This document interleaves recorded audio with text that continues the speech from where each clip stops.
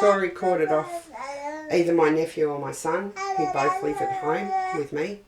My nephew was sitting next to a girl in class that had whooping cough, and we were told that he got it although he was immunised because his immunisation had worn off. The noise she made was like the worst sound, just trying to get breath. And Di said that's it. And I think driving to the hospital was the longest drive, even though it's about 20 minutes away. She was put on CPAP, which is a breathing machine to make her breathe. Eventually they told us they had to get the drip in, because the IV in, because they may have to put her on life support. She's going on life support, but support for what? We didn't understand this, and I think that's the worst. And being sent away, knowing that I'd taken her to the doctors, I'd taken her to the hospital, and now I took her to the hospital, and I was going to refuse to leave, and all of a sudden she's on CPAP with a machine pushed up her nose to make her to breathe, and then the next step is life support, and what can we do? Nothing.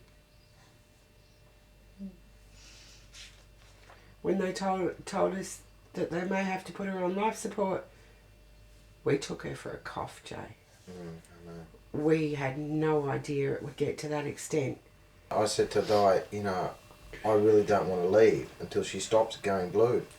Because at least if she turns blue at the hospital, they've got the care, they've got the machines and all that to help her. Here, like we're 20 minutes from a hospital. 20 minutes can be a difference between life and death. You as a parent want to protect your child, and you couldn't. You had to leave it in the faith of the doctors and that.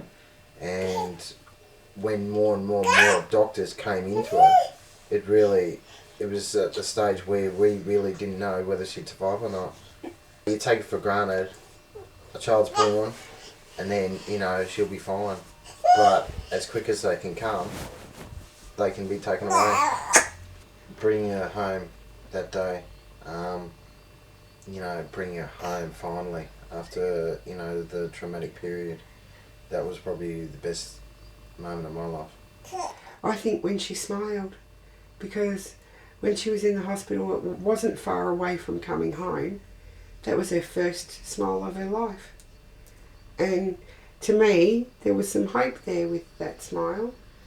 I've now found an awareness of whooping cough, which I didn't realise before how serious it is. And Di starting this group and her push to make more people aware of it has really been good. I can talk about it as much as I can. As much as anybody will listen. And maybe, just maybe, there'll be one mum that hears the Tori's story, and it's a plus. That's a gain.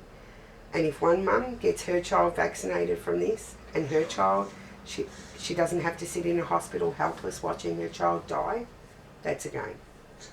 Okay, and that's what I've gained from it, is that, I now know why we get our children vaccinated, and now I can spread the word to make other mums know why as well, not just me. It doesn't matter whether you're a parent or not. You can catch it. You can pass it on to your neighbour, somebody at school, where you work. They could have a baby at home. And if they have a baby who is unimmunised and too young to be immunised, they will be fighting for their life. Most of these babies that are getting it are too young to be immunised, and it's people that aren't immunised that are giving these unimmunised babies these preventable diseases, pretty much. We were lucky, other parents weren't. Yeah.